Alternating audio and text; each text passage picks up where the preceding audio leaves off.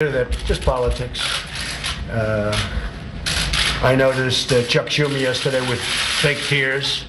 I'm going to ask him who was his acting coach, because I know him very well.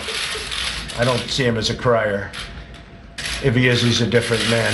There's about a 5% chance that it was real, but I think they were fake tears. We have a big decision that I've made, a very big decision, on the United States Supreme Court that is going to be announced tomorrow night from the White House at 8 o'clock. A person who is unbelievably highly respected, and I think you will be very impressed with this person. So that'll be 8 o'clock tomorrow night at the White House, from the White House. And today we have with us people who are very successful in the world of small business. And I love small business. I started as a small business. My business got big. And I've dealt with the small businesses and the big businesses. And I love you all the same. The big business folks have been fantastic. They're bringing jobs back. I say, where was the outrage of the Democrats when all of our companies were fleeing to Mexico and to other places far away and leaving jobs behind? Now they're all coming back. They're coming back by big numbers, bigger numbers than people have seen. You saw Ford is announcing and has announced big plants coming back into Michigan and Ohio and different places. General Motors has made big announcements. Fiat Chrysler, the head, Sergio, flew all the way from Italy just to make our meeting last week. You look at what's happening with Lockheed. Number one, we're cutting the price of their planes by a lot, but they're also expanding, and that's going to be a good thing. Ultimately, they're going to be better off. Boeing also is very much involved in new hirings and also coming in with good pricing. So we're cutting pricing. We all know about that. The people at this table know about that. You could have done that, but we cut approximately $600 million off the F-35 fighter. And that only amounts to 90 planes out of close to 3,000 planes.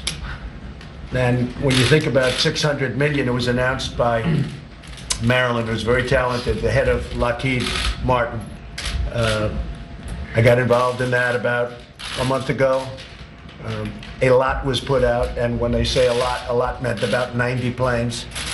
They were having a lot of difficulty. There was no movement. And I was able to get $600 million approximately off those planes. So I think that was a great achievement, but that really means much more than that if you think about the fact that that's 90 planes out of close to 3,000 planes that are being ordered. So I appreciate Lockheed Martin for being so responsive, and that will be appreciated very much. I appreciate Boeing for coming in and competing. And now they'll be competing during the process for the rest of the planes, because there are thousands of more planes coming. We have a lot of planes coming. These are contracts that everybody knows about. The F-35 fighter jet. A great plane, by the way, I have to tell you. And Lockheed is doing a very good job as of now. There were great delays, about 7 years of delays, tremendous cost overruns. We've ended all of that, and we've got that program really now in good shape, so I'm very proud of that. I actually started working on that when I was president-elect. And the reason I was working on it, and you folks would understand it, because we love doing that stuff, right? Somebody said, why don't you take a vacation before you become president? I said, because I like doing this. But we will be saving billions and billions and billions of dollars on contracts. As you know, we approve the pipelines, but as I'm sitting there and looking at the approval, I said, where is this pipe made? These are massive pipes bigger than this room.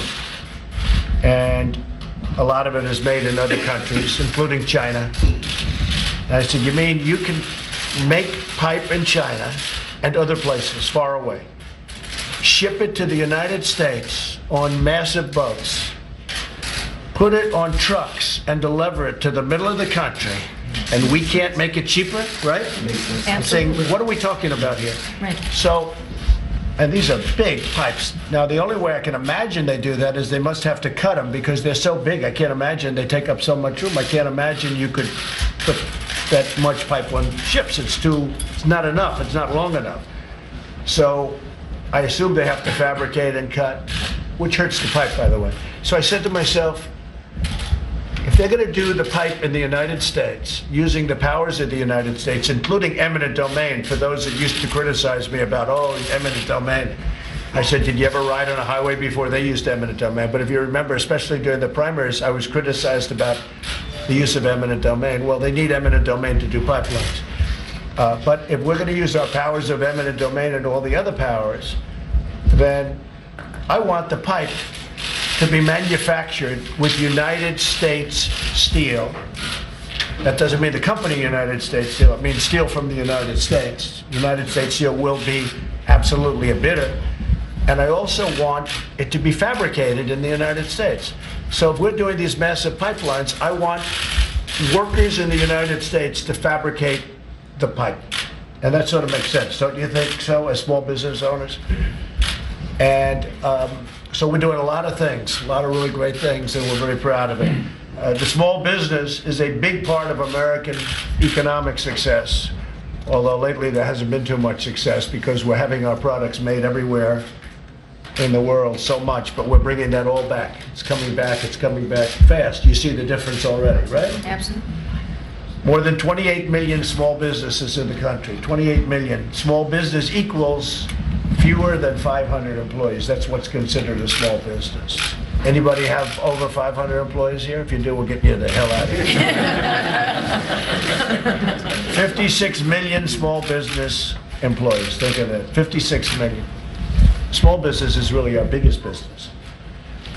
We employ 48% of private workforce. The private workforce, big percentage is employed by small business. So we read about General Motors and Ford and Boeing and Lockheed and all of these great companies, but a big percentage of them are small business. We want to make life easier for these small business owners. That's what we're here for today. Last week we had the big businesses.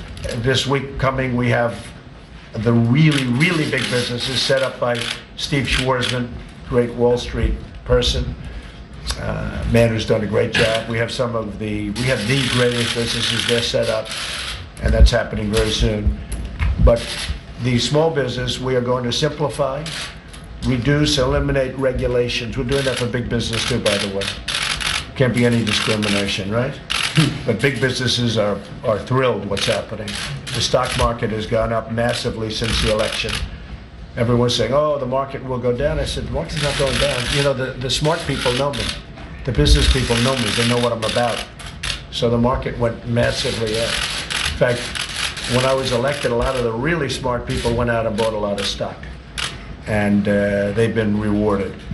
We want to simplify and lower taxes, unless you'd rather have high taxes, right? Thanks. So small business owners can spend more time and money finding and responding to customers and expanding markets.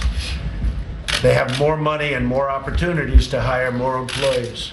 So essentially we're getting rid of regulations to a massive extent. Could be as much as 75%. Could be even slightly more than that. We're going to have great protection for the consumer, we have to. But we don't need 97 different rules to take care of one element. Their individual economic success will support American success. We want to end the unfairness between small and big business caused by regulation.